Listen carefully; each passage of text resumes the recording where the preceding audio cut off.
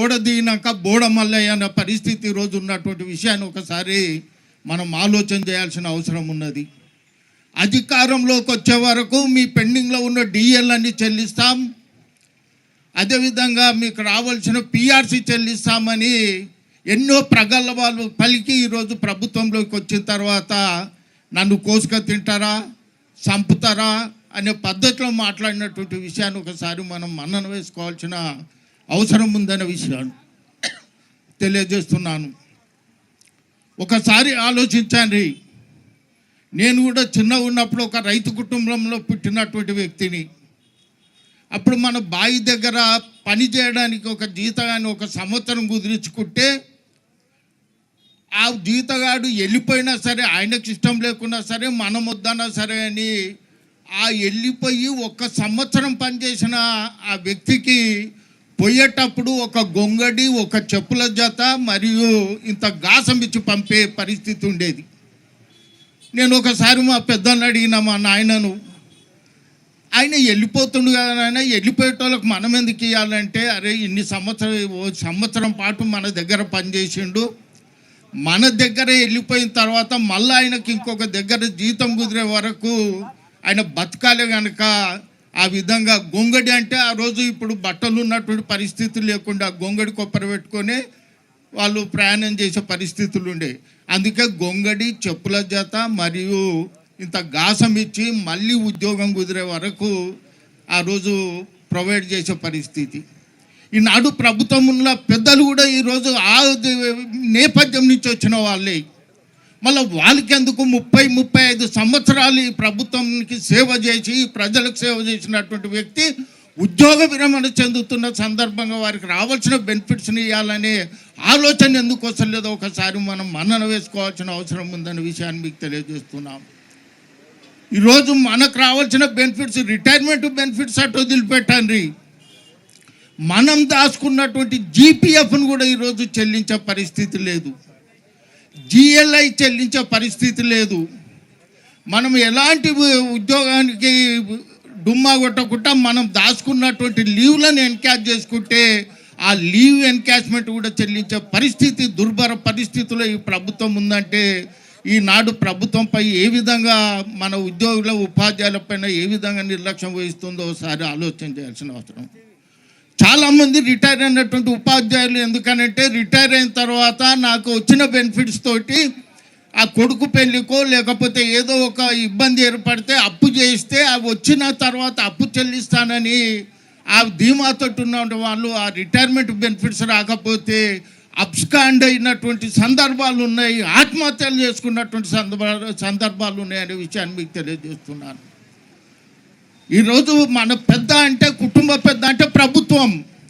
మనకు కావాల్సిన మనం దాచుకున్న సొమ్ములను ఈరోజు ఒక ఉపాధ్యాయుడు నాకు ఫోన్ చేయడం జరిగింది గత మాసంలో. సార్, నేను అష్ట కష్టాలు పడి జీపీఎఫ్ను నేను దాచిపెట్టుకున్న జీపీఎఫ్లో ఎన్ని ఇబ్బందులు వచ్చినా అందులో నుంచి విత్డ్రా చేసుకోలేదు, నా బిడ్డ పెళ్ళికి ఉపయోగపడతాయని నేను దాచిపెట్టుకుంటే నాకు ఫైనల్గా నేను అప్లై చేస్తే నాకు 30 లక్షల రూపాయలు చెక్ ఇష్యూ అయింది. కానీ ఆ అమౌంట్ రాకపోతే నా బిడ్డ పెళ్లిని పోస్ట్పోన్ చేసుకునే సందర్భాలు ఉన్నాయండి. ఆవేదన తెలియజేసినటువంటి విషయాన్ని ఒకసారి మనం ఆలోచన చేయాల్సిన అవసరం ఉంది. ఈనాడు ఎన్నో విధాలుగా గతంలో నేను ఒక సమావేశాన్ని చూడడం జరిగింది టీవీలో. కృతజ్ఞతా సభ అని ఏర్పాటు చేసిరు. చాలా సంతోషం. ఉపాధ్యాయ ఉద్యోగులకు గతంలో కోర్టులో పెండింగ్ ఉన్నటువంటి ప్రమోషన్లు బదిలీలు చేసినందుకు కృతజ్ఞత సభ ఎవరు నిర్వహించాలండి? బెనిఫిషియర్స్ నిర్వహించాలి, ఉపాధ్యాయ సంఘాలు నిర్వహించాలి.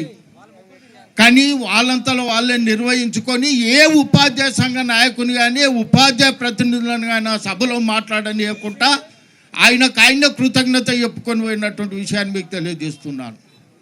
కొంత అందులో మన పొరపాటు కూడా ఉన్నది. ఫస్ట్ నాడు వేతనాలు చెల్లిస్తామనగా మొత్తం విజిల్లు చప్పట్లాయి. ఫస్ట్ నాడు జీతం ఎందుకు చెల్లించారండి?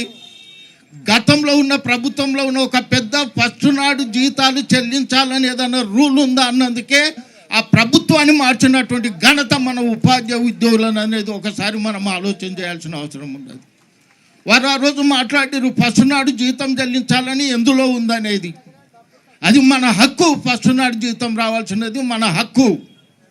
ఎందుకనంటే మనం 30 రోజులు ఉద్యోగ పని చేస్తున్నాం. 30 రోజులు పని చేసిన తర్వాత ఆ నెక్స్ట్ ఫస్ట్ నాడు ఆ 30 రోజుల జీతాన్ని ఇస్తుండు. కానీ అడ్వాన్స్గా మనకు నెల జీతం ఇచ్చి 30 రోజులు పని చేయమన్నటువంటి సందర్భాలు లేవు. నిజంగానే అడ్వాన్స్గా ఈరోజు జనవరి వేతనము 1 జనవరి నాడు అడ్వాన్స్గా చెల్లించినట్లయితే నిజంగానే మనం హర్షం వ్యక్తం చేయాల్సిన అవసరం ఉన్నది. అలాంటి పరిస్థితి కాకుండా ఈనాడు మనం కూడా ఈరోజు కొంత మనం ఆ విధంగా మనలో యూనిటీ లేకపోవడం.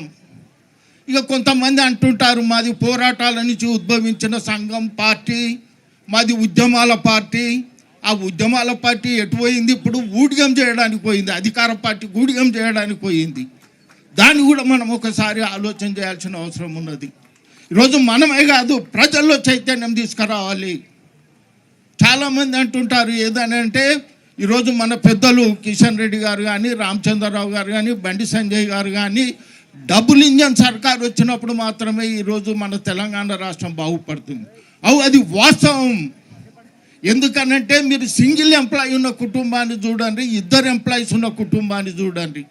2 ఎంప్లాయీస్ ఉన్న కుటుంబం ఈరోజు ఆర్థికంగా బలపడే అవకాశం ఉంటుందనే విషయాన్ని మీకు తెలియజేస్తున్నాను. దయచేసి ఒకసారి మనం ఆలోచన చేయాల్సిన, మనకు రావాల్సిన హక్కుల గురించి మనం పోరాటం చేయాల్సిన అవసరం ఉన్నది. కానీ మనలో కూడా కొంత నిర్లిప్తత ఉన్నది.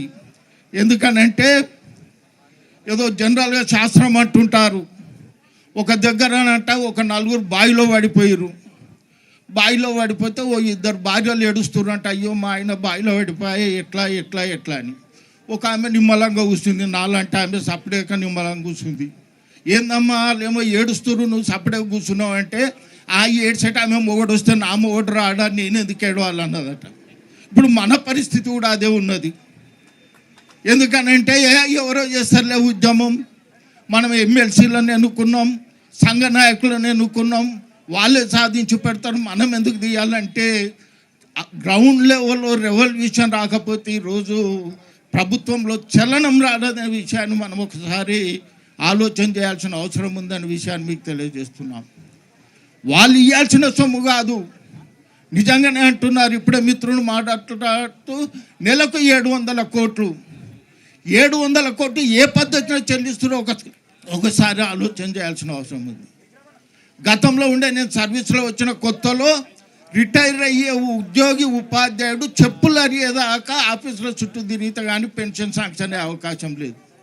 ఇంకొకసారి చెప్పేది, ఒక ఆయన పెద్ద మనిషి నేను కొత్తగా సర్వీస్లో వచ్చినప్పుడు రిటైర్ అయిన ఆయన ఒకసారి చెప్పిండు, ఆ ఊర్లోకి ఎంటర్ అయ్యేటప్పుడు చెప్పులు వేసుకునేదంట, ఊరు దాటంగానే ఆ చెప్పులు చేతిలో పట్టుకునేదంట. ఎందుకనంటే ఆ చెప్పులు అరిగిపోతే మళ్ళీ నేను తిరగడానికి ఇబ్బంది ఏర్పడుతుందండి. పరిస్థితులు మళ్ళా పునరావృతమైన అంటే ఒకసారి మనం ఆలోచన చేయాల్సిన అవసరం ఉండదు. ఇప్పుడు ఆ చెప్పులు అరిగేదాకా కాదు, కాళ్ళు అరిగేదాకా తిరిగినా మన బెనిఫిట్స్ వచ్చే అవకాశం లేనటువంటి విషయాన్ని ఒకసారి మనం ఆలోచన చేయాల్సిన అవసరం ఉన్నది. ఈరోజు యావత్ ఉపాధ్యాయ ఉద్యోగంలో ఈరోజు ఉపాధ్యాయ రిటైర్ అయిన వాళ్ళే కాదు, సర్వీస్లో ఉన్న వాళ్ళు కూడా బాధలు అనుభవిస్తున్నారు. అవన్నిటి మీద ఒక పోరాట కార్యక్రమాన్ని చేపట్టినప్పుడు మాత్రమే మన సమస్యలు సాధింపబడతాయనే విషయాన్ని మీకు తెలియజేస్తున్నాను. లేకపోతే ఇదే పద్ధతిలో మనం నిర్లక్ష్యం వహిస్తే ఇక నెల జీతం కూడా ఎందుకు ఇవ్వాలి, ఏడాదికి ఒకసారి ఇస్తామన్నా ఆశ్చర్యపోవాల్సిన అవసరం లేదనే విషయాన్ని మీకు తెలియజేస్తున్నాను. చాలామంది ఈరోజు ఎంప్లాయీస్ కూడా రోగం వచ్చి మెడికల్ లీవ్ పెడితే ఆ మెడికల్ రియంబర్స్మెంట్ వస్తలేదు, ఆ మెడికల్ బిల్లులు కూడా ఈరోజు శాంక్షన్ అయ్యే పరిస్థితి లేదు. అదేవిధంగా ఆ లీవ్ పెట్టిన వేతనం కూడా వచ్చే పరిస్థితి లేదు. కనుక ఒకసారి మనం ఆలోచన చేయాల్సిన అవసరం ఉంది. అందుకే ఈరోజు ఎవరు కాదు, మనము పోరాటం చేస్తేనే మన సమస్యలు సాధింపబడతాయి. మీ ద్వారా మేము ఎన్నిక కాబడ్డాం కనుక మీ సమస్యలు మా సమస్యలుగా భావించే విధంగా ఈరోజు భారతీయ జనతా పార్టీ రాష్ట్ర నాయకత్వం, అదేవిధంగా ఉపాధ్యాయ ఉద్యోగుల నుంచి వచ్చినటువంటి 3 ఎమ్మెల్సీలు రోజు దీక్షా శిబిరాన్ని చేపట్టిరు. కనుక తప్పకుండా నేను ఆర్చేవాణి కాకుండా తీర్చేవాణి కాకుండా మీ ఆవేదనలో ఒక భాగం పాలు పంచుకోవాలనే ఉద్దేశంతో ఈ కార్యక్రమానికి రావడం జరిగింది. తప్పకుండా ఆగకుండా భవిష్యత్తులో కూడా ఇంకా ఉద్యమాన్ని తీవ్ర రూపం దాల్చి ఇంకా మన సమస్యలు సాధించే వరకు పోరాటం చేయాల్సిన ఆవశ్యకత ఉందని మరి ఒకసారి మీకు తెలియజేస్తూ ఈ దీక్ష పొందినటువంటి ఆ ముగ్గురు ఎమ్మెల్సీలు ఏవిఎన్ రెడ్డి గారికి, కొమరయ్య గారికి, అంజిరెడ్డి గారికి మరి ఒకసారి ఉపాధ్యాయ ఉద్యోగుల తరపున అభినందనలు తెలియజేస్తూ సెలవు తీసుకుంటున్నాం. Thank you. జై హింద్, భారత్ మాతాకి జై.